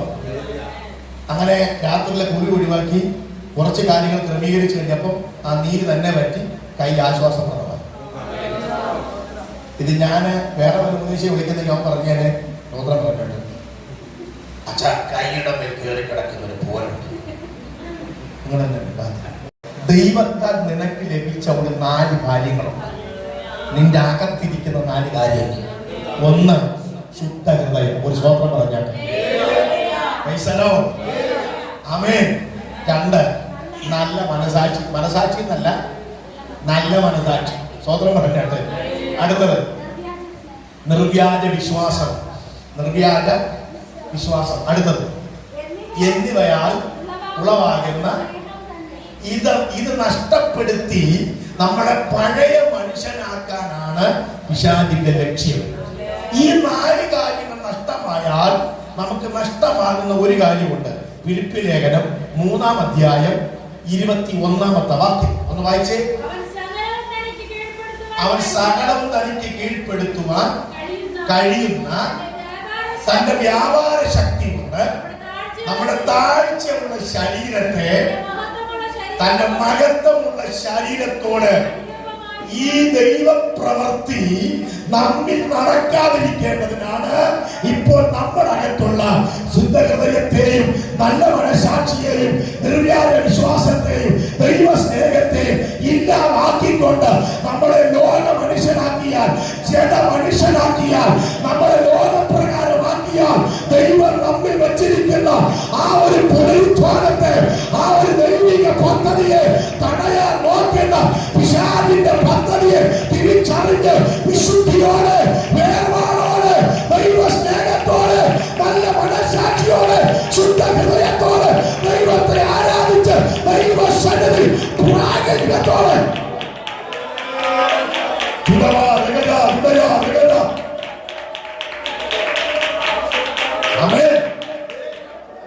ആ റൂട്ട് മനസ്സിലായോ? ഉമ്മ വഴിയെ പോണ വെള്ളമായിട്ട് എല്ലാത്തോടും ഞാൻ പോരാട്ടമില്ല. അത് തുറന്ന് ഞാൻ പറയും. എല്ലാ ബന്ധുക്കോസുകാരോടും താത്താല് പോരാട്ടെ. അവർക്ക് ഒരു സ്റ്റാൻഡേർഡ് ഇല്ല. സ്വോത്രം മനസ്സിലാവുന്നുണ്ടോ? മനസ്സിലാവുന്ന ഞാൻ പറഞ്ഞത്. എല്ലാവരും പോരാട്ടമില്ല. കാരണം അവനറിയാം ഇവൻ ഇങ്ങനെ പോയാൽ ഇവൻ ദൈവത്തിന്റെ പദ്ധതിക്കകത്ത് വലിയവനാണ്. സ്വോത്രം. അതുകൊണ്ടാണ് അവൻ നമ്മുടെ വിശ്വാസത്തോടും നമ്മുടെ മനസാക്ഷിയോടും ശുദ്ധ ഹൃദയത്തോടും നമ്മിൽ വ്യാപരിക്കുന്ന ദൈവസ്നേഹത്തോടും പിശാചിൽ കിടന്ന് പോരാടുന്നത്. അല്ലാതെ നീ മേടിച്ച വണ്ടിയോടോ വള്ളത്തോടോ വാഹനത്തോടോ ഒന്നുമല്ല സാത്താൻ നിന്നോട്. കാരണം നീ ദൈവത്തിന്റെ പദ്ധതിക്കകത്ത് ഉറച്ചു നിൽക്കാൻ പാടില്ല. ആമേൻ, ആമേൻ. നന്ദിയോടെ കർത്താവിന് സ്തോത്രം ചെയ്യുന്നു. ഞാൻ അതിനകത്ത് ഒരു വേട് മാത്രം എടുത്ത് മുമ്പോട്ട് വരാം. അപ്പൊ ഈ കാര്യങ്ങളോടാണ് പിശാചിന്റെ പോരാട്ടം. സ്തോത്രം. എഫെസോസ് സഭ ഒരു ശരിക്കുള്ള റിവൈവലിലേക്ക് വന്നത് പൗലോസിന്റെ കാലത്താണ്. വായിക്കുന്നില്ല. അപ്പോസ്തലപ്രവൃത്തി 19-ാം അധ്യായം അവിടെ വായിക്കുമ്പോൾ പൗലോസിന്റെ രണ്ടാം വരവോടുകൂടി, ആ പട്ടണത്തിലേക്കുള്ള പൗലോസിന്റെ രണ്ടാം വരവോടുകൂടി ഒരു വലിയ റിവൈവൽ ഉണ്ടാകുക. നമ്മൾ പറഞ്ഞ റിവൈവലും അവിടുത്തെ റിവൈവൽ രണ്ടും രണ്ടാണ്. മനസ്സിലാകുന്നുണ്ടോ? സ്വതന്ത്രം പറഞ്ഞാട്ട് അവിടുത്തെ റിവൈവൽ എന്ന് പറഞ്ഞാൽ നമുക്ക് അസാധാരണമാണ്. കാരണം പൗലോസ് അവിടെ വരുന്നു, ശിഷ്യന്മാരോട് ചോദിക്കുന്നു, നിങ്ങൾ പരിശുദ്ധാത്മാവിനെ പ്രാപിച്ചോ? കേട്ടിട്ട് പോലുമില്ല, നമ്മൾ കണ്ടിട്ട് പോലുമില്ല. സ്വതന്ത്രം. പൗലോസ് നിങ്ങളുടെ സ്നാനം ഏതായിരുന്നു? യോഹന്നാന്റെ സ്നാനം. ശരി. പൗലോസ് അവരെ ശരിയായ വചനം പഠിപ്പിച്ചു, സ്നാനപ്പെടുത്തി, അവരെ തലയിൽ കൈവച്ച് പ്രാർത്ഥിച്ചു. അവർ പരിശുദ്ധാത്മാവിനെ പ്രാപിച്ചു.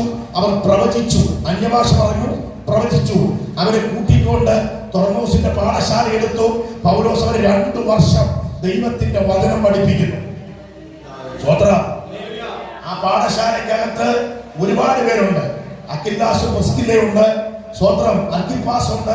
ഒരുപാട് പേര് 2 വർഷത്തെ വചന പഠനത്തിനകത്ത് ഇരിക്കുന്നുണ്ട്. ശേഷം പട്ടണത്തിലേക്ക് ഇറങ്ങി അവരിൽ വ്യാപരിക്കുന്ന ദൈവകൃപയുടെ വ്യാപാരം ജ്വലിപ്പിക്കുന്നു. സ്വതന്ത്രം. മന്ത്രവാദികൾ വിടുവിക്കപ്പെടുന്നു. സ്വതന്ത്രം. ഭയങ്കര ഒരു ഉണർവ് നടക്കുന്നു. പട്ടണം ദൈവപ്രവൃത്തിയിലേക്ക് വരുന്നു.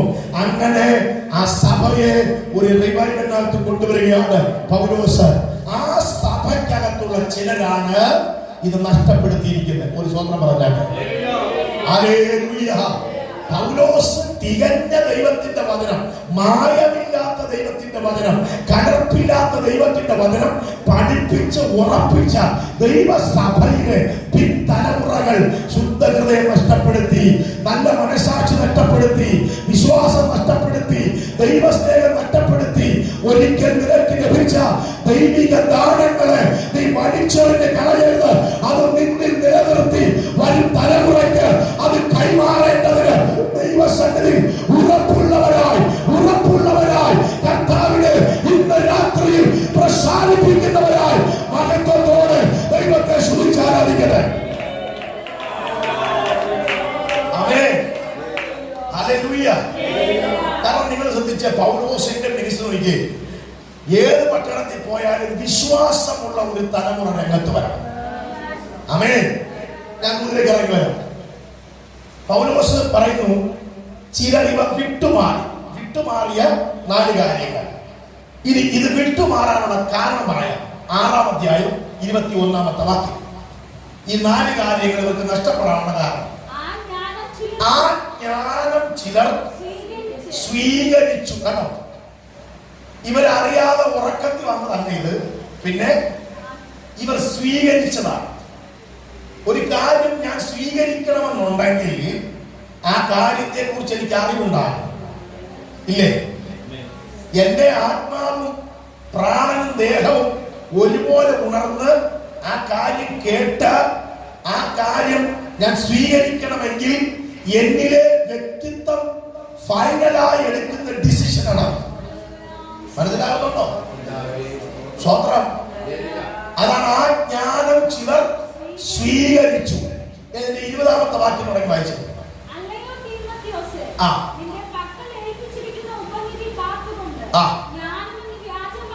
ജ്ഞാനമെന്ന് വ്യാജമായി പേര് പറയുന്ന ഭക്തിവിരുദ്ധമായ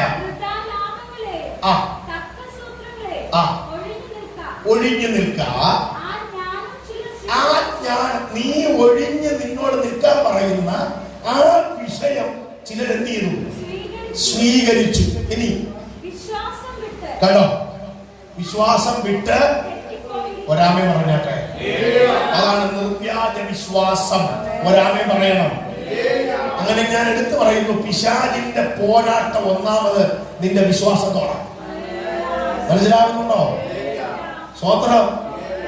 തൊഴിലുറപ്പ് പദ്ധതിയിലൂടെ പഞ്ചായത്തിൽ നിന്ന് കിട്ടിയ സ്വോത്രം 4 വാഴക്കന്നിനോടല്ല പിശാചിന് പോരാട്ടം. സ്വോത്രം പറഞ്ഞാട്ടെ. മനസ്സിലാകുന്നുണ്ടോ? വെള്ളപ്പൊക്കം കഴിഞ്ഞപ്പം കുട്ടനാട്ടിലെ പല തെങ്ങുകളും അഴുകിപ്പോയത് കൊണ്ട് പഞ്ചായത്തിൽ നിന്ന് ഓരോ വീടിനും 5 തെങ്ങും തൈ കൊടുത്തായിരുന്നു. വണ്ടി വിളിച്ച് ആ തെങ്ങും തൈ വീട്ടിൽ കൊണ്ട് വെച്ചിട്ട് ഒരാളെ വിളിച്ച് കുഴിയെടുപ്പിച്ച് തെങ്ങും തൈ വിശേഷിച്ചും കൈവച്ച് പ്രാർത്ഥി, കർത്താവേ ഈ തെങ്ങിനോടും ഇതിൽ വരും കാലത്ത് കിളുക്കാൻ പോകുന്ന ഫലത്തോടും പിശാചി പോരാണ്. ആ പ്രാർത്ഥന പേരക്കകത്തിരിക്കുന്ന മോന്റെ തലയൊക്കെ വെച്ച് പ്രാർത്ഥിക്കുന്നെങ്കിൽ അപ്പൊ പണ്ടേ മൊബൈൽ വലിച്ചെറിഞ്ഞ് അഭിഷേകം പ്രാർത്ഥിച്ചാൽ.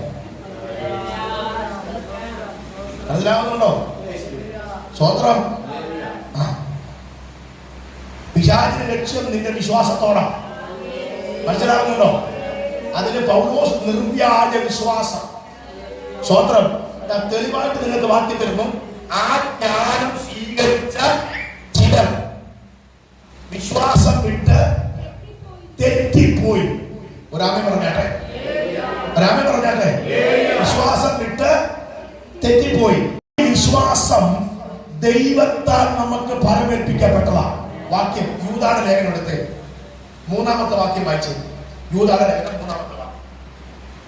യൂദായുടെ ലേഖനം 3-ാമത്തെ വാക്യം.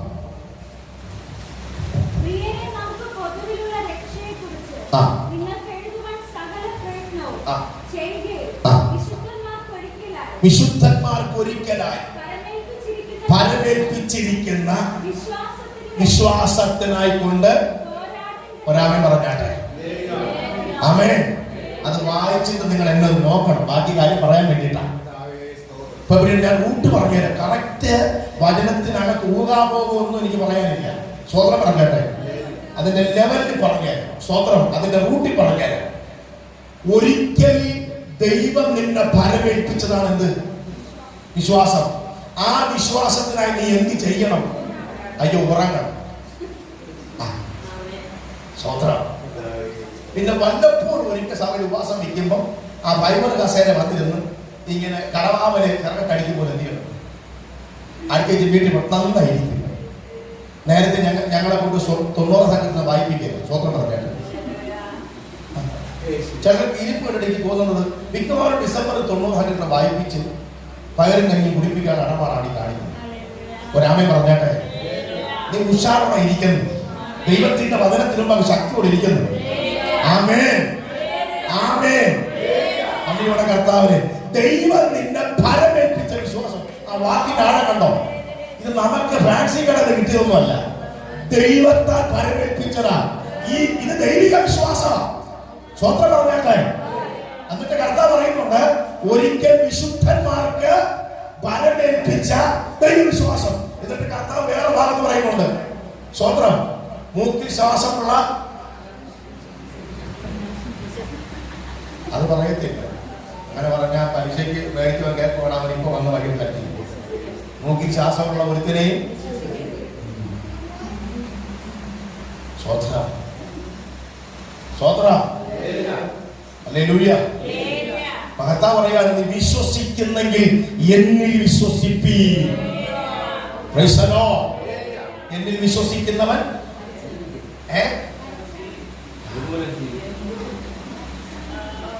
എന്നിൽ വിശ്വസിക്കുന്നവൻ ഒരു നാളിൽ ലജ്ജിച്ചു പോകയില്ല. ജാകുന്ന കാര്യമാണ് പിന്നെ പറയണം. സ്വോത്രം. എന്നിൽ വിശ്വസിക്കുന്ന എന്തിലെത്തില്ല, ഒരു നാൾ ലജ്ജിക്കത്തില്ല. നമ്മൾ ലജ്ജിക്കുമ്പോൾ ഓർത്തോണം എവിടെയോ കർത്താവിനെ കൈവിട്ടായിരിക്കുന്നത്. സ്വോത്രം. മനസ്സിലാകുന്നുണ്ടോ? ഞാൻ ഒരു കാര്യം പറയാം. ഈ 12 ശിഷ്യന്മാരെ കൈസരെ വിളിച്ചു കർത്താവ് ചോദിച്ചു, നിങ്ങൾ എന്നെ ആരെന്ന് പറയും? അതിന് കുറെ പേര് അഭിപ്രായം പറയുമ്പോൾ പത്രോസ് പറയുകയാണ്, നീ ജീവനുള്ള ദൈവത്തിന്റെ പുത്രനായ ക്രിസ്തു. അവരുടെ കർത്താവ് തോളത്തടിച്ച് പറയാണ്, ഭാഗ്യവാൻ അല്ലേ? നീ ആരാണ്? ഭാഗ്യവാൻ. ഇത് നിനക്ക് വെളിപ്പെടുത്തിയത് അല്ല, പിന്നെ ആരെ വെളിപ്പെടുത്തിയത്? സ്വർഗസ്ഥനായ ഞാൻ ആരാണെന്ന് എൻ്റെ പിതാവാണ് നിനക്ക് വെളിപ്പെടുത്തിയത്, അല്ല നിനക്ക് ആരും വെളിപ്പെടുത്തിയില്ല. കാരണം നിനക്കും വിദ്യാഭ്യാസമില്ല. 4:13 പറയുന്നു, എടുക്കരുത്. അപ്പോസ്തലൻ 4:13 പറയുന്നു, അവർ പഠിപ്പില്ലാത്തവർ. അപ്പൊ ഇത് നിനക്ക് വെളിപ്പെടുത്തിയത്, എടുക്കലെന്ന് പറഞ്ഞാലും അനുസരണം കേട്ടത് അങ്ങോട്ട് തന്നെ പോകും. സ്വതന്ത്രം പോകരുത്, അങ്ങോട്ട് ഇവിടെ തന്നെ നിൽക്കും. സ്വതന്ത്രം. പഠിപ്പില്ലാത്തവനെങ്കിലും ദൈവം കൊടുത്ത വെളിപ്പാടാണ്, നീ ജീവനുള്ള ദൈവത്തിന്റെ പുത്രനായ ക്രിസ്തു. ഇതിങ്ങനെ പറഞ്ഞു വെച്ച് അടുത്ത് പറയാണ്, ഞാൻ എൻ്റെ സഭയെ പണിയും, പാതാള ഗോപുരങ്ങൾ. അപ്പോൾ പത്രോസ് ഈ വെളിപ്പാട് നീ കർത്താവ് പറഞ്ഞു, പത്രോസെ, ദൈവരാജ്യത്തിന്റെ താക്കോൽ, സ്വർഗരാജ്യത്തിന്റെ താക്കോൽ ഞാൻ നിന്നെ ഏൽപ്പിക്കും. നീ ഭൂമിയിൽ കെട്ടുന്നത് സ്വർഗത്തിൽ കെട്ടപ്പെടും, നീ ഭൂമിയിൽ അഴിക്കുന്നത് സ്വർഗത്തിൽ അഴിയപ്പെടും. ഇത്രയും പറഞ്ഞിട്ട് കർത്താവ് അടുത്ത് പറയാണ്, ഞാൻ ഇന്ന് മുതൽ എന്ത് ചെയ്യാൻ പോവാ? മഹാപുരോഹിതന്മാരും മൂപ്പന്മാരാലും ഉപദ്രവിക്കപ്പെടുകയും മുറിവേൽക്കപ്പെടുകയും പിടിയിടുന്നുണ്ടോ? സ്വതന്ത്രം. അടുത്ത വെളിപ്പാടെന്ന് പറയുക കർത്താവ്, ഇന്ന് മുതൽ ഞാൻ യെരൂശലേമിൽ പീഡിപ്പിക്കപ്പെടാൻ തുടങ്ങാൻ പോവാ. സ്വതന്ത്രം പറഞ്ഞാട്ടെ. നമ്മൾ അവിടെ കൊണ്ട് നിർത്തും നമ്മുടെ പ്രസംഗം. എവിടെ? നീ ഭൂമിയിൽ കെട്ടുന്നത് സ്വർഗത്തിൽ, അതിനപ്പുറം വേറെ സാധനം കിടപ്പുണ്ട്. കർത്താവ് പറയാണ്, ഇന്ന് മുതൽ ഞാൻ ഉപദ്രവിക്കപ്പെടാൻ പോവാ. ഞാൻ മഹാപുരോഹിതന്മാരാൽ പിന്നെ പ്രമാണിമാരാൽ പിടിക്കപ്പെട്ട് ഞാൻ മുറിവേൽക്കപ്പെടും, ഞാൻ മരിക്കും. സ്വതന്ത്രം പറഞ്ഞാട്ടെ.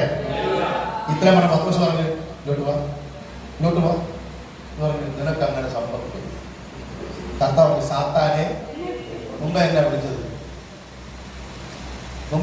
കർത്താവ് ഭാഗ്യവാൻ. ഇപ്പൊ എന്നെ വിളിച്ചേ, അവിടെ വായി വെച്ച് മര്യാദയ്ക്കിരുന്നോ. സ്വതന്ത്രം പറഞ്ഞാട്ടെ. എല്ലാ യോഗത്തിലും കയറി ആദ്യം പറഞ്ഞാൽ, ഭാഗ്യവാനെ എന്ന് വിളിച്ചവർ നിന്നെ സാത്താനെ എന്ന് വിളിക്കാതെ വരുന്നത്. സ്വതന്ത്രം പറഞ്ഞാട്ടെ. കർത്താവ് പറയാണ്, സാത്താനെ എന്നെ വിട്ടു പോ, നീ എനിക്ക് സത്യം പറഞ്ഞ ഈ വലിയ വെളിപ്പാട് കാണുന്ന സൂക്ഷിക്കണം. വിശ്വാസം എവരായിരിക്കും അവർ കിടച്ചുണ്ടാക്കി ചെറുത്. പിന്നെ ഞായറാഴ്ച എന്നാന്നറിയത്തില്ല, ഇന്നലെ രാത്രി ഞാൻ കണ്ടു പാസ്റ്റർ സഭയുടെ വേണ്ടി ആരംഭിക്കുന്നത്. പാസ്റ്റർ ഓർക്കണം, ഇവളായിരിക്കും കൈ കടിച്ചോണ്ട് പോകണം. ചിലർ മിണ്ടാവുന്നു. ഞായറാഴ്ച വന്നിരുന്ന് സ്വസ്ഥതയുടെ പാസ്റ്റർ പരിസരം അവിടെ ഇരുന്ന് കൈയൊക്കെ അടിച്ച് പാട്ട് പാടി സ്വോത്രം ചെയ്ത് സഭയ്ക്ക് വേണ്ടി പ്രാർത്ഥിച്ച് പാസ്റ്റർ പ്രസംഗിക്കുമ്പം ആ ഡയറിയിൽ ആ പോയിന്റൊക്കെ ഒന്ന് എഴുതി ഉള്ള കാണിക്ക് അവിടെ വെച്ച്, ഉള്ള ദശാംശം ഇവിടെ വെച്ചിട്ട് പാസ്റ്റർ പ്രാർത്ഥിക്കണേ. അങ്ങനെയുള്ള ഒരു ഓർത്തോണം, നമുക്ക് ഒരു കുഴപ്പമില്ല.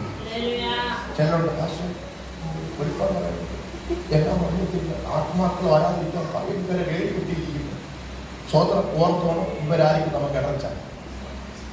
സ്വതന്ത്രം പറഞ്ഞാട്ടെ. മനസ്സിലാവും? ഇങ്ങനെ പറയുമ്പോൾ കുറെ വെളിപ്പാട് ഒതുങ്ങുമെന്ന് സ്വതന്ത്രം പറഞ്ഞാട്ടെ. മനസ്സിലാകുന്നുണ്ടോ? അല്ലെങ്കിൽ നമുക്ക് സ്വത്തത ലഭിക്കും. രാത്രിയിലൊക്കെ പാസ്റ്റർ പറഞ്ഞോ തെങ്ങ് മറിഞ്ഞു വരുന്ന കാണും, പറഞ്ഞു വരട്ടെ. അത് നല്ല ഞാൻ താമസിക്കുന്ന പുരടത്തിൽ തെങ്ങില്ല. സ്വതന്ത്രം പറഞ്ഞാട്ടെ. ചുമ്മാ ഉള്ള ചീഞ്ഞ ചാളയൊക്കെ തിന്നേച്ചും വിചാരി പിടിച്ച് ഭൂതം പിടിച്ച് വല്ല പൊട്ടക്കിനാവും കണ്ടേച്ചും രാത്രി നമുക്ക് അവിടെ കിടക്കാൻ വയ്യാത്തത്. സ്വതന്ത്രം കണ്ടനെ കുടിച്ചിട്ട് പാസ് ഉറങ്ങിയ കഴിഞ്ഞ കാലം കയറി. സ്വതന്ത്രം ഭയങ്കര പോരാട്ടമാണ്. സ്വതന്ത്രം. ഹല്ലേലൂയ. അവിടെ പത്രോസ് കണ്ട വെളിപ്പാട് കറക്റ്റാണ്. പക്ഷെ ആ വെളിപ്പാടിനകത്തൊരു മർമ്മമുണ്ട്. നീ കണ്ടത് വെളിപ്പാട് കറക്റ്റാ, ഇവൻ ജീവനുള്ള ദൈവത്തിന്റെ പുത്രനാ. പക്ഷെ ഇവൻ എന്താ വന്നെന്നുള്ളത് പോലെ വെളിപ്പാട് കണ്ടിരുന്നെങ്കിൽ നീ ഇടർച്ച വരത്തില്ലായിരുന്നു. പറഞ്ഞട്ടെ, ഇവൻ ജീവനുള്ള ദൈവത്തിന്റെ പുത്രനെ ക്രിസ്തുവാ. ആ വെളിപ്പാടൊക്കെയാ. ഇനി അടുത്ത നീ കാണേണ്ടത്, ഇവൻ എന്തിനാണ് ജലത്തിൽ വെളിപ്പെട്ടത്, ഇവൻ എന്തിനാണ് ഭൂമിയിൽ വന്നത്, അതും കൂടെ നീ കണ്ടിരുന്നെങ്കിൽ സാത്താന്റെ വാക്ക് നിന്റെ വായിൽ വരത്തില്ലായിരുന്നു, പിശാചിന്റെ പ്രലോഭനത്തിൽ വീഴത്തില്ലായിരുന്നു.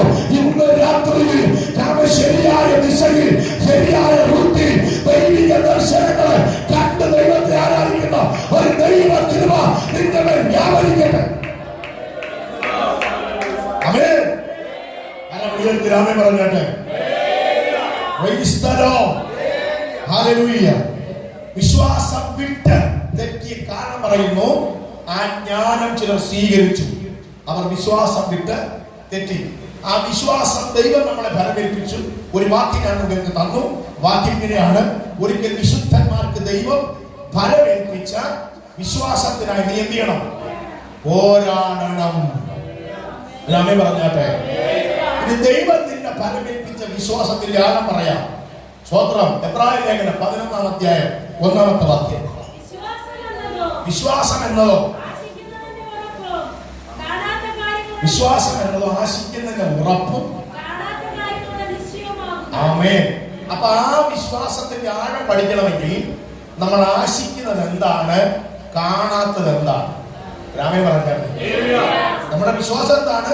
ആശിക്കുന്നതിന്റെ ഉറപ്പ്, കാണാത്തതിന്റെ നിശ്ചയം. അപ്പൊ നമ്മൾ ആശിക്കുന്ന കാര്യം എന്താണ്, നമ്മൾ കാണാത്ത കാര്യം എന്താണ്? ഇത് രണ്ടും കൂടെ ചേർത്ത് പഠിക്കുമ്പോഴാണ് നമ്മുടെ വിശ്വാസത്തിന്റെ ആഴം വെളിപ്പെടുന്നത്. രാമേ പറഞ്ഞാട്ടെ. ഹല്ലേലൂയ. അങ്ങനെയെങ്കിൽ അതിനകത്ത് ഒരു സ്റ്റേറ്റ്മെന്റ് പറയാം. ആമേൻ. സ്വന്തം വിശ്വാസം എന്നതോ ആശിക്കുന്നതിന്റെ ഉറപ്പും കാണാത്ത കാര്യങ്ങളുടെ നിശ്ചയമാണെങ്കിൽ അതിനകത്തൊരു ദൂതുണ്ട്. ഞാൻ ആഗ്രഹിക്കുന്ന കാര്യങ്ങളെ എന്റെ ജീവിതത്തിനകത്ത് സഫലീകരിച്ച് തരുന്ന ഉറപ്പുള്ള വിശ്വസ്തനായ ഒരു ദൈവത്തെയാണ് ഞാൻ സേവിക്കുന്നത്. അതാണ് എന്റെ ഉറപ്പ്, അതാണ് എന്റെ ഉറപ്പ്, അതാണ് എന്റെ വിശ്വാസം. വാക്ക് പറഞ്ഞാൽ മാറാത്ത ദൈവം, വാക്ക് പറഞ്ഞാൽ മാറാത്ത ദൈവം, വാഗ്ദത്തം ചെയ്ത ദൈവം അത് നിവർത്തീകരിപ്പാൻ ശക്തനെന്ന് നീ ഉറപ്പില്ലെങ്കിൽ അതാണ് നിന്റെ വിശ്വാസം.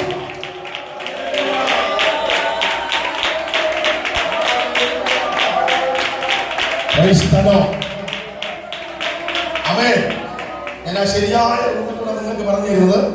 അപ്പം വിശ്വാസമെന്നോ ആശിക്കുന്ന ഉറപ്പ് കാണാത്ത കാര്യങ്ങളുടെ നിശ്ചയമാകും.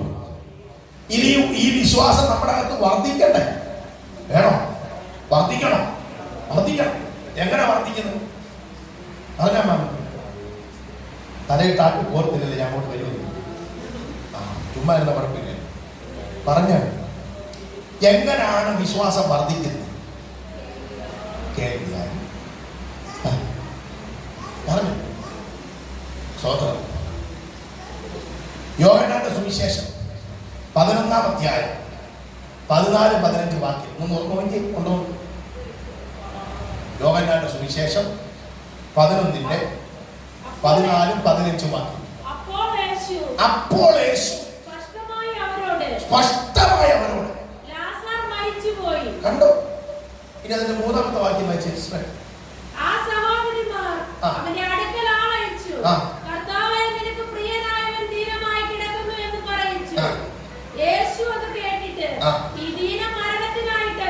ഈ വാക്ക് കൊടുത്ത യേശുവാണ് ഇപ്പൊ പറയുന്നത്. അവൻ മരിച്ചെന്ന് ഞാൻ സ്പഷ്ടമായി പറയും. ഇങ്ങനെ പറയുന്ന ഉപദേശിച്ച് നമ്മൾ ഡേറ്റ് കൊടുക്കും. പറയുന്നത് 1-ാം ദിവസം ധീരമായി കിടക്കുമ്പോൾ കൊടുത്ത റിപ്പോർട്ടിന് തിരിച്ചു കിട്ടിയ മറുപടി ഇതാണ്: സഹോദരിമാരെ, മാർത്തേ, മറിയേ, നിങ്ങൾ വിഷമിക്കേണ്ട. നിങ്ങൾ എനിക്ക് നല്ല പോലെ മാനിച്ചിട്ടുണ്ട്. അതുകൊണ്ട് ഞാൻ ഉറപ്പ് തരുന്നു, ഈ ദീനം മരണത്തിനായിട്ടല്ല. മാർത്തേ, മറിയ ദൂത് കേട്ട് ബലപ്പെട്ട് അന്യഭാഷയെ പറഞ്ഞ് 10 ഗ്ലോറി കൂടുതൽ അടിച്ചിരിക്കുക. സ്വതന്ത്രം. അന്നാലാണ് 4-ാം ദിവസം വേറെ എവിടെയോ കിടക്കുന്ന യേശു ശിഷ്യന്മാരുമായിട്ട് പറയാണ്, അവൻ മരിച്ചത്. പിടികിട്ടുന്നുണ്ടോ? ഒരു വാക്യമുണ്ട്, അവൻ വ്യാജം പറയാൻ മനുഷ്യനല്ല. അപ്പൊ പിന്നെ ഈ പറഞ്ഞ ബിബിംബാസാണെന്ന് പറഞ്ഞെങ്കിൽ അല്പാൽപ്പത്തെറ്റ്. കാരണം ചാൽപ്പാറയാണ് കിടക്കുന്നത്. ഇപ്പൊ തിരുവല്ല എന്ന് പറയുന്നത് പാസ്സാണെങ്കിൽ നമ്മൾ വിശ്വസിക്കും. അത് തിരുവല്ല എന്നാണ് വരുന്നത്. സ്വോത്രം പറഞ്ഞാൽ ഇനി എറണാകുളം എന്ന് പറയുന്നത് കുറച്ചും കൂടെ റേറ്റ് കൂടുതലായിരിക്കും. ബാംഗ്ലൂരിലാണെങ്കിൽ ദൂത് പറയുമ്പോൾ നമ്മൾ ആത്മാവിനാകാം. കാരണം പുള്ളി ഒരു ദിവസം മുഴുവൻ യാത്ര, ഒരു രാത്രി മൊത്തം യാത്ര തരുന്നത്. ഇതിപ്പോ 15 മിനിറ്റ് പോകും. സ്വോത്രം പറഞ്ഞാൽ പൈസലോ ശ്രദ്ധിക്കണോ നിങ്ങളെ? മരിച്ചു സ്പഷ്ടമായി പറയുന്നു. ലാസർ സ്വോത്രം, സ്വോത്രം. ഇനി അടുത്ത വാക്യം വായിച്ചു. അത് ശ്രദ്ധിച്ചു വായിക്കണം. ഞാൻ അവിടെ ഇല്ലാഞ്ഞത് കൊണ്ട് നിങ്ങളെ വിചാരിച്ച് ഒരു തൂത് പറഞ്ഞ് പൊളിഞ്ഞിട്ടിരിക്കുമ്പോഴാണ് ഈ പറഞ്ഞ സന്തോഷിക്കുന്നത്.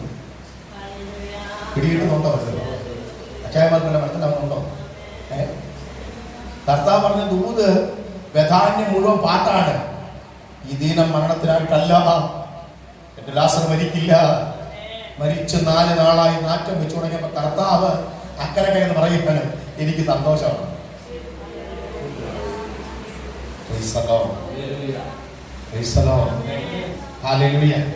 നിങ്ങൾ ശ്രദ്ധിക്കണം, ആ കർത്താവ് പറഞ്ഞതിന്റെ പുള്ളി തിരിക്കാൻ പോവാം. സ്വന്തം ഞാൻ അവിടെ ഇല്ലാഞ്ഞത് കൊണ്ട് നിങ്ങളെ വിചാരിച്ച് എൻ്റെ ആഴം പിടികിട്ടു. ഞാൻ അവിടെ ഉണ്ടായിരുന്നെങ്കിൽ ലാസർ മരിക്കില്ല. ഇപ്പൊ മരിച്ചതിന്റെ കാരണം എന്താ? ഞാൻ അവിടെ, അതായത് ആശയം. യേശു നിന്റെ കൂടെ ഉണ്ടെങ്കിൽ ചില വിഷയങ്ങൾ വഴിമാറിപ്പോയേനെ. സ്വതന്ത്രം പറയണം. ദൈവം അനുവദിക്കുന്ന പ്രതികൂലമുണ്ട്, ദൈവം അനുവദിക്കാത്ത പ്രതികൂലമുണ്ട്. മനസ്സിലാവുന്നുണ്ടോ? ദൈവം വരുത്തുന്ന പ്രതികൂലമുണ്ടെന്ന്. അയ്യോ, അത് കണ്ടിട്ടുണ്ടോ നിങ്ങൾ? അടുത്ത യോഗം പഠിക്കാൻ പറഞ്ഞത് ദൈവം വരുത്തുന്ന പ്രതികൂലമുണ്ട്. ഞാൻ അവന് കഷ്ടം വരുത്തും. അങ്ങനെ വാക്യം, ഞാൻ അവന് കഷ്ടം വരുത്തും. സ്വതന്ത്രം. ഹല്ലേലൂയ. ഞാൻ അവരെ വരുത്തി തള്ളിയിട്ടത്. സ്വതന്ത്രം പറഞ്ഞാട്ടെ. ഞാനും കൂട്ടുകാരും കൂടെ വരെ കളിക്കാൻ പോയപ്പം എനിക്ക് ദേഷ്യം വന്ന് ഞാൻ അവിടെ തള്ളി വാഴപ്പടക്കാക്കത്തു എന്ന് പറയുമ്പോൾ കർത്താവ് പറയാ, ഞാൻ അവരെ മരുഭൂമി തള്ളിയിട്ട. സ്വതന്ത്രം. മനസ്സിലാവുന്നുണ്ടോ? അപ്പൊ ദൈവം തള്ളിയിടുന്ന വിഷയങ്ങളുണ്ട്, ദൈവം കഷ്ടം വരുന്ന വിഷയങ്ങളുണ്ട്. അതിന്റെ പിന്നെ ദൈവത്തിന്റെ പദ്ധതി ഉള്ളത് കൊണ്ടാണ്. സ്വതന്ത്രം. സ്വതന്ത്രം. ഇനി ശ്രദ്ധിക്കണം, ഞാൻ അവിടെ ഇല്ലായിരുന്നത് കൊണ്ട് സന്തോഷിക്കുന്നു. എന്താ കാരണം? പറയാൻ പോവാ. ഞാൻ അവിടെ ഉണ്ടെങ്കിൽ അവൻ മരിക്കില്ല. മരിച്ചതിന്റെ കാരണം ഞാൻ അവിടെ എന്ത് ഇല്ലാത്തത് കൊണ്ടാണ്. ഇനി വായിച്ചേ. അത് വായിക്കുമ്പോ നിങ്ങൾ സ്വതന്ത്രം പറഞ്ഞില്ലെങ്കിൽ പ്രതികൂലം ഇവിടെ പ്രചരണം ഉണ്ടാവും. വായിച്ചേ, ഒന്നിന് വായിച്ചേ. ഞാൻ അവിടെ അടുത്തത് നിങ്ങൾ വിശ്വസിപ്പാൻ വായിക്കേ. സ്വതന്ത്രം എനിക്ക് കിട്ടേണ്ടത് അവിടെ കിട്ടി. ഞാൻ അവളെ ഇല്ലാതെ സന്തോഷിക്കുന്നു, നിങ്ങൾ വിശ്വസിപ്പാൻ. എന്താ എന്നെ മറന്നറിയാമോ? സ്വതന്ത്രം. ശിഷ്യന്മാരെ പറഞ്ഞ് ലാസർ മരിച്ചില്ലേ? മരിച്ചു. ഇപ്പൊ എത്ര ദിവസമായി? 4-ാം ദിവസം. നമുക്ക് അങ്ങോട്ട് പോകാം. അതന്നെ, ഞാൻ അവിടെ ചെല്ലും, അവൻ ഉയർത്തും, നിങ്ങൾ എന്നിൽ വിശ്വസിക്കും. ലാസറിന്റെ മരണം ഒരു ഉയർപ്പിലേക്ക് വരുമ്പോൾ എന്റെ ശിഷ്യന്മാരുടെ വിശ്വാസം വർദ്ധിക്കും. പിടികിട്ടിയോ നിങ്ങൾക്ക്? എന്താ പിടികിട്ടിയത്? നിന്റെ വീട്ടിനകത്ത് പ്രാർത്ഥിച്ചിട്ടും ആ പ്രതികൂലം വന്നതല്ല, ദൈവം വരുത്തിയതാ. എന്തിനാണ്? ആ പ്രതികൂലം ദൈവത്താൽ വന്ന് ദൈവത്താൽ മാറിപ്പോകുമ്പോൾ നിന്റെ വിശ്വാസം വർദ്ധിക്കും, നിന്റെ വിശ്വാസം പ്രബലമാകും, നിന്റെ വിശ്വാസത്തിന്റെ ആഴം വർദ്ധിക്കും. ചില പ്രതികൂലങ്ങൾ ദൈവം വരുത്തിയത് നിന്റെ വിശ്വാസത്തിന്റെ വർദ്ധനവിന് വേണ്ടിയാണ്.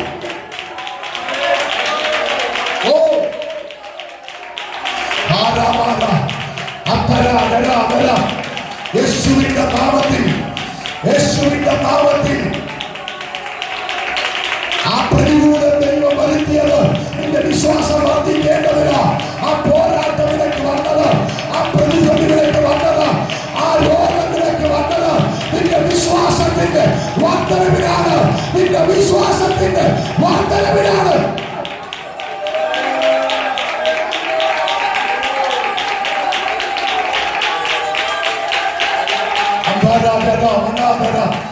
ആത്മാവിൽ വിശ്വസിച്ച് ആരാധിക്കാൻ.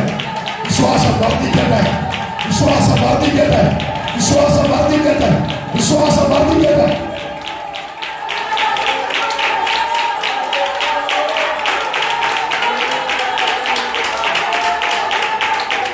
ആമേൻ. ഹല്ലേലൂയ.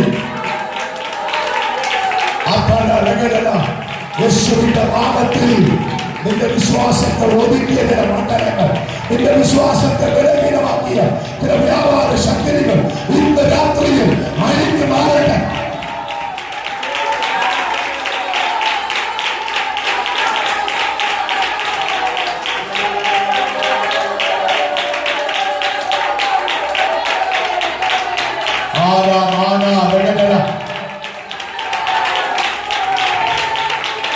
ദൈവം അത്ഭുതങ്ങളുടെ ദൈവമാണ്. നിന്റെ വിശ്വാസം വർദ്ധിക്കട്ടെ.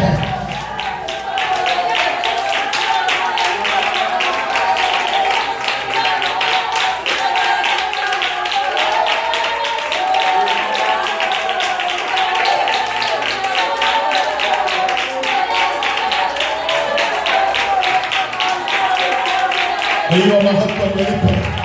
ദൈവമഹത്വം വെളിപ്പെടും. ദൈവമഹത്വം വെളിപ്പെടും. ദൈവമഹത്വം വെളിപ്പെടും. ദൈവമഹത്വം വെളിപ്പെടും.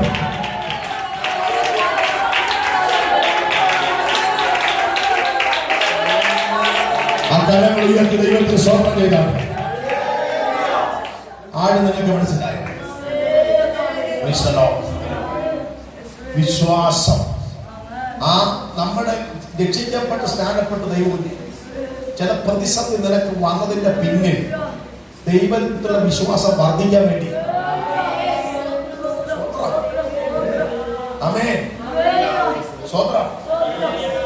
3-4 വാതിലുകൾ മുട്ടിയിട്ടും തുറന്നില്ല. ആ 3 വാതിലുകൾ അടച്ച ദൈവമാണ്. 4ാമത്തെ പ്രാവശ്യം നീ ദൈവസന്നിധി മുഴങ്ങാൻ മടക്കി കരഞ്ഞു. ദൈവം ഈസിയായി അത്ഭുതമായി വാതിൽ തുറന്നു. നിന്റെ വിശ്വാസം വർദ്ധിച്ചു. നീ മനുഷ്യർക്ക് വെച്ചിരിക്കുന്ന വിശ്വാസം അത് നഷ്ടപ്പെടുത്തിയിട്ട് നിന്റെ വിശ്വാസം ദൈവത്തിലേക്ക് വരേണ്ടതിന് ദൈവത്തിന്റെ വഴികൾ അടച്ചതാ. ദൈവത്തിന്റെ വഴികൾ അടച്ചതാ.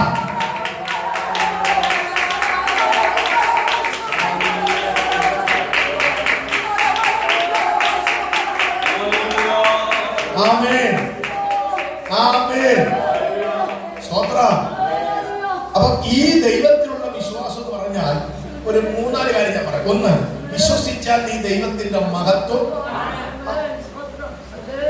വിശ്വസിച്ചാൽ നീ ദൈവത്തിന്റെ മഹത്വം നീ കാണും.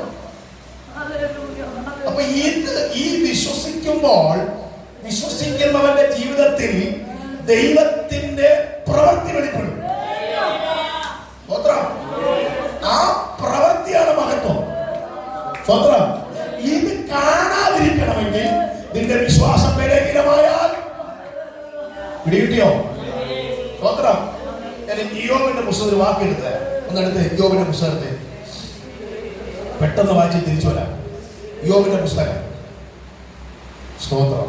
അതിന്റെ 37-ാം അധ്യായത്തിന്റെ 14-ാമത്തെ വാക്യം വായിച്ചു. 37.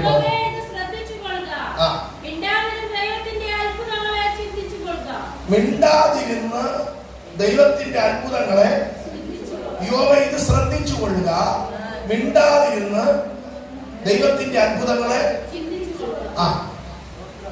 ഇനി 5-ന്റെ 9-ഉം 9-ന്റെ 10-ഉം കൂടെ വായിച്ചു. വേഗത്തിൽ വായിച്ചു.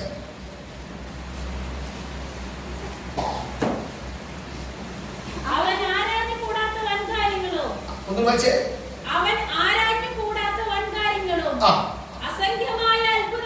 അയ്യോ, എത്ര അത്ഭുതങ്ങളാ! എണ്ണി തീരാൻ പറ്റാത്ത അത്ഭുതങ്ങൾ. സ്തോത്രം. അടുത്ത വായിച്ചേ. 9-ന്റെ 10 വായിച്ചേ.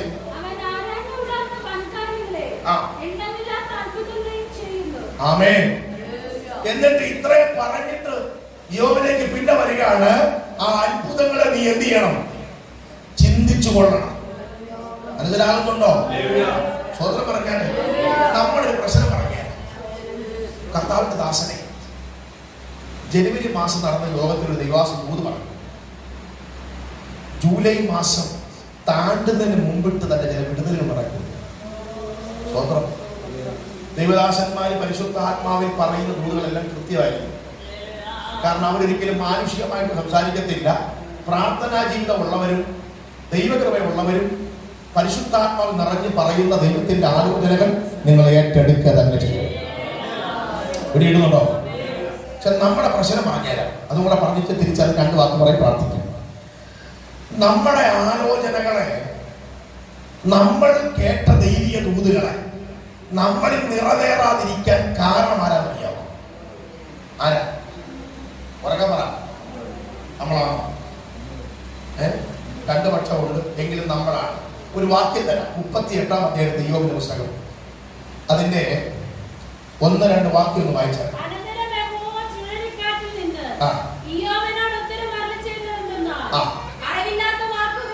അറിവില്ലാത്ത വാക്കുകളാൽ. അപ്പൊ ഇയ്യോബിനോട് ദൈവം പറഞ്ഞ ആലോചനകളെ ഇരുളാക്കിയതാരാ? പറ. ഇയ്യോബ് തന്നെ.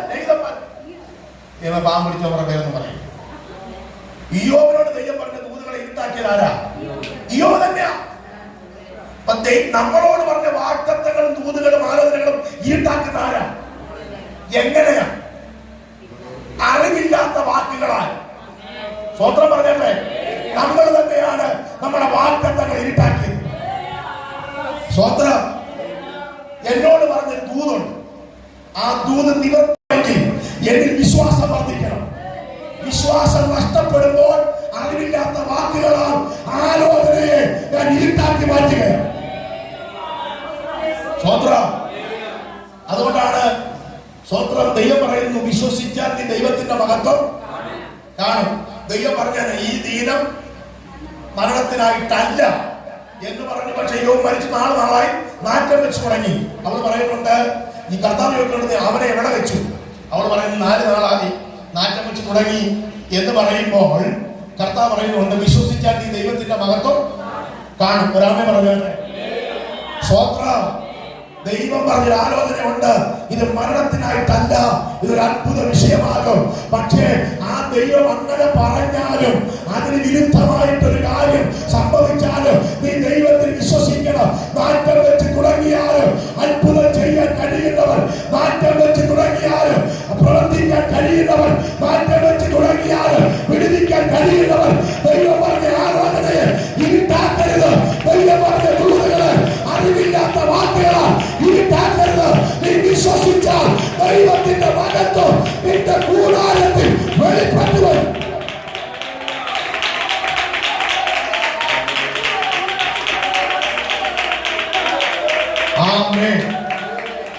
ആ മെസ്സേജ് ഗംഭീരമായി കൊണ്ട് നിർത്തണമല്ലോ.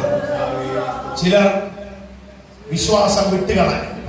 ആ വിശ്വാസമാണ് നിർവ്യാജ വിശ്വാസം. അതാണ് 6:10-21 പറയുന്നു, ആ ജ്ഞാനം സ്വീകരിച്ച് ചിലർ വിശ്വാസം വിട്ട് തെറ്റിപ്പോയി. 5:15 പറയുന്നു, അവർ സാത്താന്റെ പിന്നാലെ പോയി. അവരുടെ വിശ്വാസം എങ്ങനെ നഷ്ടപ്പെട്ടെന്ന് അറിയണ്ടേ? വിശ്വാസം വിട്ട് തെറ്റിപ്പോയി. വിശ്വാസം വിട്ട് തെറ്റിപ്പോയി എങ്ങനെയാണെന്ന് അറിയണ്ടേ? 1-ാം 19 വാക്യം എഴുതി വായിച്ചാട്ടെ. ആമേൻ. ചിലർ നല്ല മനസാക്ഷി തള്ളിക്കളഞ്ഞിട്ട് കരമുയർത്തിരാമേ പറഞ്ഞാട്ടെ. വിശ്വാസം വിട്ടു തെറ്റിയെന്ന് പറഞ്ഞാൽ സ്വോത്രം കാലി സ്ലിപ്പായ നല്ല ആശയം. അവരുടെ വിശ്വാസ കപ്പൽ തകർന്നു പോയി. ഒരാമേ പറഞ്ഞാട്ടെ. അവരുടെ വിശ്വാസ കപ്പലിനെ തകർത്ത് കളഞ്ഞ ചില പൈശാചിക മണ്ഡലങ്ങളുണ്ട്. ഇന്ന് രാത്രി ദൈവമഹത്വം കണ്ട വിശ്വാസം, വിടുതൽ കണ്ട വിശ്വാസം, നന്മ കണ്ട വിശ്വാസം, ദൈവപ്രവൃത്തി കണ്ട വിശ്വാസം, അസാധ്യമെന്ന് കരുതിയ പല വിഷയങ്ങളെ സാധ്യമാക്കിയ വിശ്വാസം, നിന്റെ കൂടാരത്തിനകത്ത് ദൈവത്തിന്റെ കരം വെളിപ്പെടുത്തിയ വിശ്വാസം, ആ വിശ്വാസ കപ്പലിനെ പൊളിച്ചു കളയാൻ നോക്കുന്ന, ആ വിശ്വാസത്തെ തകർത്ത് കളയാൻ നോക്കുന്ന, ആ വിശ്വാസത്തെ ഒതുക്കാൻ നോക്കുന്ന, ആ ദൈവ വിശ്വാസത്തെ ഇല്ലാതാക്കാൻ നോക്കുന്ന ചില വ്യാപാര മണ്ഡലങ്ങൾ ഇന്ന് രാത്രിയിൽ ദൈവത്താൽ അഴിയട്ടെ. ദൈവത്താൽ അഴിയട്ടെ. ഒരു വലിയ വിടുതൽ ഇന്ന് രാത്രിയിൽ.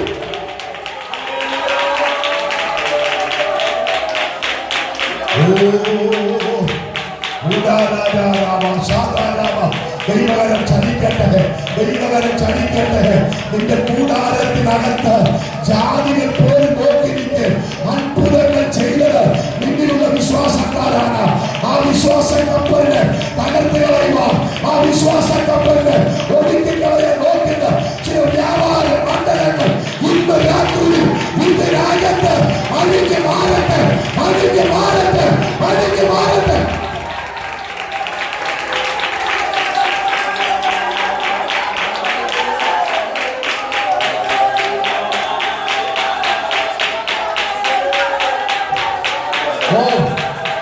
ദൈവകരം ചലിക്കുന്നു. അസാധാരണമായ നിലയിൽ ചില വിശ്വാസ കപ്പൽ പണിയപ്പെടുന്നു. ചിലരുടെ വിശ്വാസ കപ്പൽ പണിയപ്പെടുന്നു. ചിലരുടെ വിശ്വാസ കപ്പൽ പണിയപ്പെടുന്നു.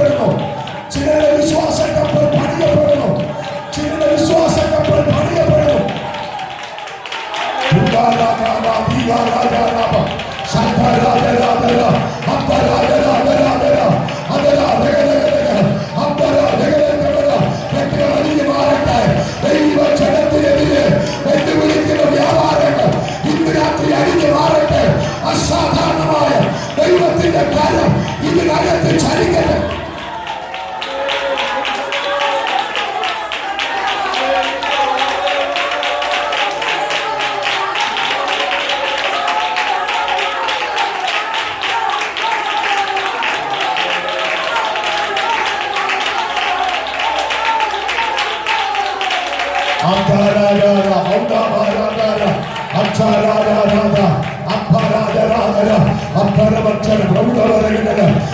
ചില കുടുംബങ്ങളിൽ ദൈവകരം ചലിക്കുന്നു, ചില വ്യക്തികളിൽ ദൈവകരം ചലിക്കുന്നു, ചില ജീവിതങ്ങളിൽ ദൈവകരം ചലിക്കുന്നു, ചില തലമുറകളിൽ ദൈവകരം ചലിക്കുന്നു. അസാധാരണമായ ചില ദൈവ പ്രവൃത്തികൾ ഇന്ന് രാത്രിയിൽ സഭയ്ക്കകത്ത് വെളിപ്പെടുകയാ, സഭയ്ക്കകത്ത് വെളിപ്പെടുകയാ, സഭയ്ക്കകത്ത് വെളിപ്പെടുകയാ. നാളുകളായി പ്രാർത്ഥിക്കുന്ന ചില വിഷയത്തിന്റെ പരിഹാരം ഇന്ന് രാത്രിയിൽ സ്വർഗം ചെയ്യുന്നു, സ്വർഗം ചെയ്യുന്നു. വിശ്വസിക്കാൻ ദൈവത്തിന്റെ മകത്വം.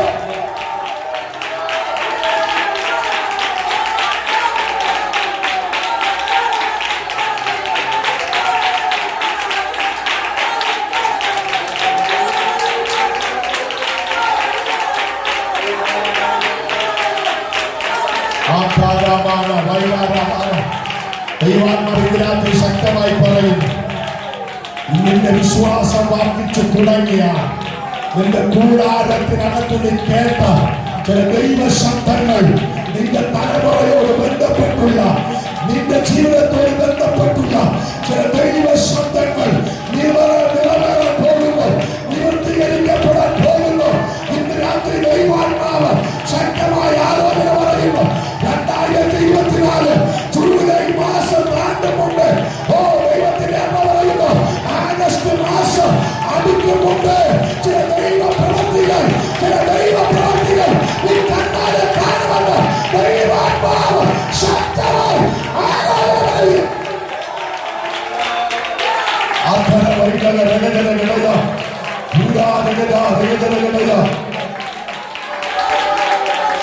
മകത്വം മകത്വം മകത്വം മകത്വം.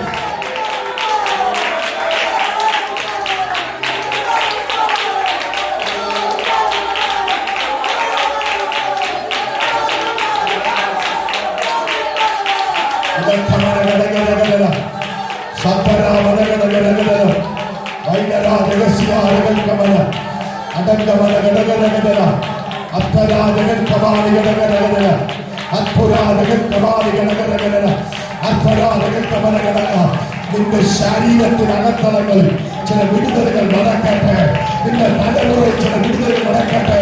നിന്റെ ആത്മീയ ജീവിതത്തിന്റെ ഉന്നമനങ്ങളെ തടഞ്ഞ് നിന്റെ ജീവിതത്തിൽ ലഭിക്കേണ്ട ദൈവിക നന്മകളെ തടഞ്ഞു കെട്ടുന്ന ഇരുട്ടിന്റെ വ്യാപാരങ്ങള്, പൈശാചിക മണ്ഡലങ്ങള് ഇന്ന് രാത്രിയിൽ സ്വർഗം അഴിക്കട്ടെ, സ്വർഗം അഴിക്കട്ടെ, സ്വർഗം അഴിക്കട്ടെ. ആത്മാവിന്റെ